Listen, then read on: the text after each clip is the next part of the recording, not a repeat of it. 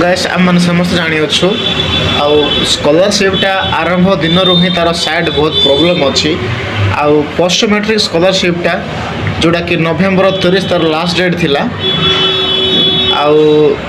आम जानते side problem जो बहुत पिला अप्लाई कर पारना कार तो एनपीसीआई प्रोब्लेम अच्छी कार तो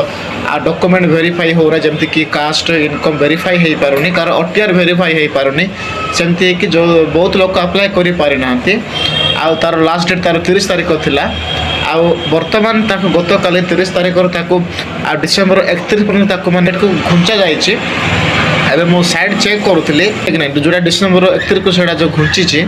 सेडा मेंशन हेनी आबे मो कस्टमर केयर को मो फोन करथले से माने कहले कि जे आ गत काली ऑफिसटा बंद थला जो द्वारा कि स्कॉलरशिप रे डेटा मेंशन हेनी आ 10टा पर वेट करंतु बोली कहले जोड़ा कि हमर स्टेट स्कॉलरशिप पोस्ट मैट्रिकटा